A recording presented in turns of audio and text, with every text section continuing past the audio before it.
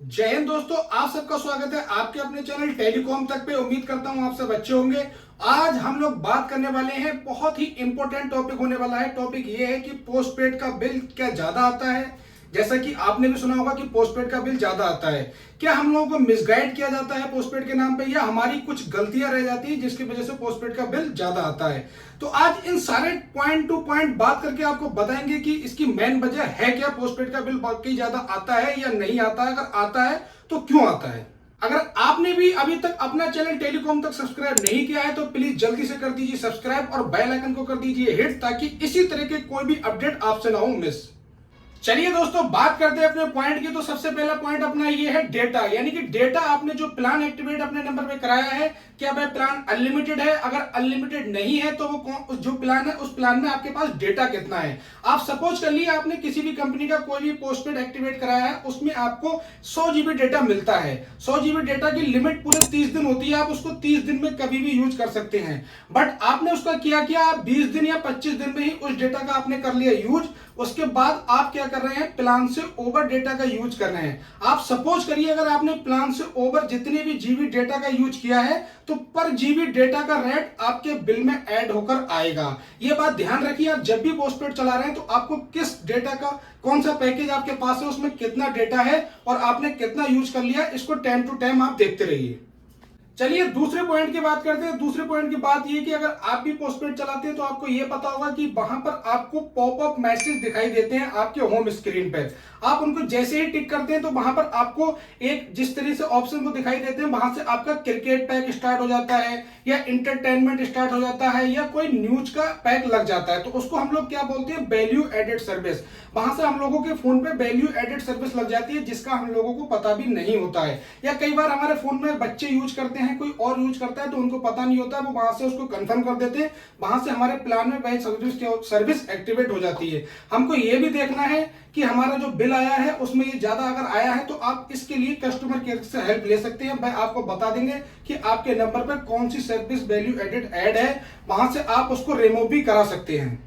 बात करते हैं तीसरे पॉइंट की। तीसरा पॉइंट ये है आईएसडी कॉल, यानी कि हम लोग जब कोई भी पोस्टपेड प्लान यूज करते हैं तो उसमें हमारा क्या होता है, लोकल कॉल फ्री होती है, इंडिया में कॉल फ्री होती है, बट हम लोग क्या करते हैं, सीधा ही अपने हैंडसेट से आईएसडी इंटरनेशनल कॉल लगा देते हैं। अगर आप भी ऐसा करते हैं तो आप बहुत ज्यादा बिल पेमेंट करेंगे, आप इतना ध्यान रखिए, क्योंकि हर कंट्री का चार्जेस अलग है। आप ऐसा बिल्कुल मत करिए। अगर आपको भी कॉल करनी है तो व्हाट्सएप मैसेंजर और उसके बहुत सारे ऑप्शन है, आईओ, वहां से आप कर सकते हैं कॉल। डायरेक्ट अपने फोन से आईएसडी कॉल मत करिए।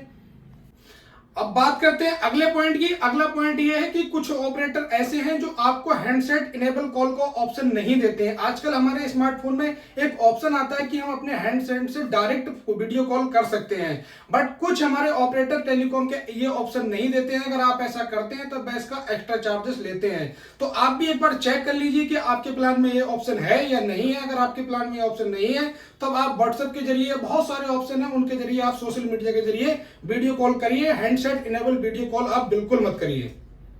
दोस्तों अब बात करने वाले हैं ऐसे पॉइंट की जिस पॉइंट पर लोग आके फंस जाते हैं। वो पॉइंट ये है कि आपने जो प्लान एक्टिवेट कराया है, क्या आपको मिसगाइड करके एक्टिवेट किया कराया गया है वो प्लान, आप एक बार जरूर चेक कर लीजिए, क्योंकि बहुत सारे केसेस में ऐसा देखा गया है कि प्लान में कुछ बताया गया है जबकि एक्टिवेट कुछ और होता है। तो आप भी जो प्लान एक्टिवेट कराते हैं पहले उसकी जानकारी ले लीजिए और एक बार कंफर्मेशन कर लीजिए। और मैं आपको बताना चाहता हूं, आपने जो भी प्लान एक्टिवेट कराया है उस पे आपको 18% जीएसटी एक्स्ट्रा लगेगी।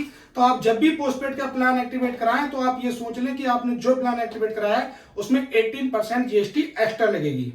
अब लास्ट वाले पॉइंट की बात करने वाले हैं। लास्ट वाला पॉइंट बहुत सारे लोगों को पता नहीं होगा। लास्ट वाला पॉइंट ये है कि पोस्टपेड में जब आपने अपना बिल जनरेट करा लिया, आपने यूज कर लिया, उसके बाद आपका बिल जनरेट हो गया, उसके बाद आपको क्या मिलता है, 15 दिन का एक्स्ट्रा टाइम मिलता है बिल पेमेंट करने का। यानी कि जिस दिन आपका बिल जनरेट हुआ है उससे 15 दिन एक्स्ट्रा आपको मिलते हैं, उस बीच में आप कभी भी बिल पेमेंट कर सकते हैं।